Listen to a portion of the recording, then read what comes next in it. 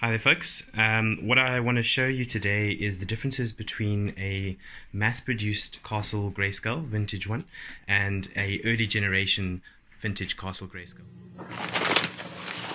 What do we have here? It's Castle Grayskull. And it's mine. Not so fast, Beastman. He-Man! You can pit He-Man against Beastman playing for the power of Castle Grayskull. You have to put the castle together. Beastman's escaping. The throne, Dad. Dad, you saved the castle. Castle Grayskull from the Masters of the Universe collection. He-Man and Beastman each sold separately from Mattel. A little helper to help me show the differences. This one at the bottom is my childhood one, which is a mass-produced one. Do you want to say something about that? My dad tried to write his name on the top here and inside about over here, I think. Yeah. So, somewhere in there. So I got this one for Christmas one year, and I've got a photo of it. Best Christmas ever, and it's also how I started practicing to write my name. Not very well, but it holds a special place in my heart. This one I've picked up more recently, in very, very good condition. Helper, do you want to talk about the first differences between these two? The first difference is, you can see, this one, they've carefully gone like in the eyes, but this one, they just go like, see, like it's so messy. Look, there's even black here, black here, black here, black here, where it isn't supposed to be black. But this one, see, there's black where there's supposed to be black. Yeah, so in the early days, they were a lot more meticulous about the paint application on the front. And you can see someone has actually tried to paint inside these cavities individually. And as the popularity of the line grew and they were pumping them up more and more, you can actually find... They had to just do it very quickly so they could get it done. And yeah, and you can find footage online of the conveyor belt process where my one's actually not so bad, but you can see sometimes where the spray paint has been taken straight across in a completely willy-nilly fashion. Oh, and you can see in this example, a bit of black over here. I missed that bit. You can see in this example they haven't even tried to paint the nose. Someone in a single swoop has gone across these two.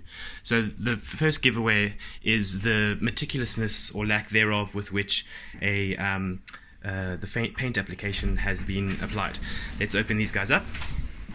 So these are what they look like complete, with their cardboard inserts and all the weapons, and they're not that different. I mean, hard to spot differences over here. Do you want to talk about the color differences? So as you can see, this one is like a turquoisey green, but this one, it's more like green instead of like turquoise. Yeah, it's hard to see on the camera, and I'm not sure if this is a consistent difference between the generations or if just production runs, but this guy's more yellowy green and lighter, and this guy is more bluey green and slightly darker. Okay, and then let's go to the other difference. So the big difference over here is let's put these two down here. Yeah, do you want to tell us the big difference between these two? So, as you can see, my dad's childhood one has clips to hold the gun in, and it also can slide out. Just hold it still a bit, please. You're all over the place. And it can hold it modular, like this. So it slips in there, and the head of the gun has a cradle that it sits in that it can't fall out of. But for the earlier model, see, the gun can just like fall out. Yeah, so that cradle isn't sealed. The gun just rests on it. Put them closer together, please. It just rests on top of it, and it can fall out. And also, for the platform, see, you don't have to slide it out. Yeah. You can just go like that. And there we go. So you've got three separate pieces that just fall apart naturally instead of them all sticking together in one part of here. Why do you think that is? Because when the earlier version, what's the name again?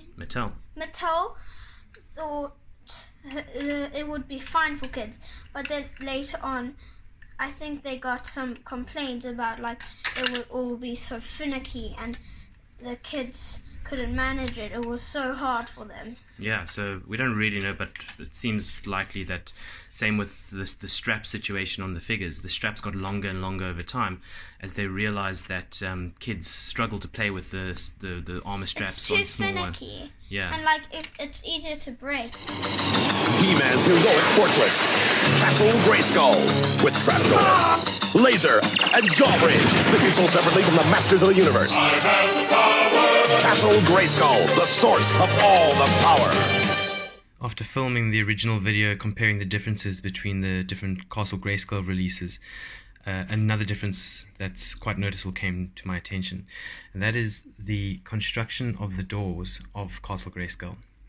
On the left here, I have the early release and then the kind of mainstream release, and straight away we notice the difference in these pegs. And what we also notice is that the pegs that hold the door in are a lot shorter on the early release than on the later release. Maybe you can see it better side by side like this. Let's see, is it? It's about half as long. Difficult to line up there. It's about half as long, and clearly the door used to pop out more as a result, and so they went back to the drawing board and extended the pegs. So those are the really big differences that we spotted. The paint application, don't worry about that now, I'll do it. The paint application on the front faces got more haphazard over time. The plastic colors look slightly different. And you probably might find a license difference on the actual shell itself, but for more information on that you can read up Battle Ram blogs right up on the earlier versions. That's probably the definitive source on these differences. But yeah, I hope you appreciated seeing these differences, the paint application, the tower gun difference, and the shell paint difference. Is there anything you want to say before we go? Thank you for interviewing my castles. Call it master power. Some guys got it, some guys don't. He-Man's got it in Grayskull Castle. But keeping it is a powerful hassle. Skeletor wants the castle too, with jawbridge, lasers, trapdoor. Shoot, wouldn't you? Maybe he'll get it, maybe he won't. It's master power. Some guys got it, some guys don't. Castle Grayskull from the Masters of the Universe collection. You put it together. Action figures each sold separately from Mattel. Got it?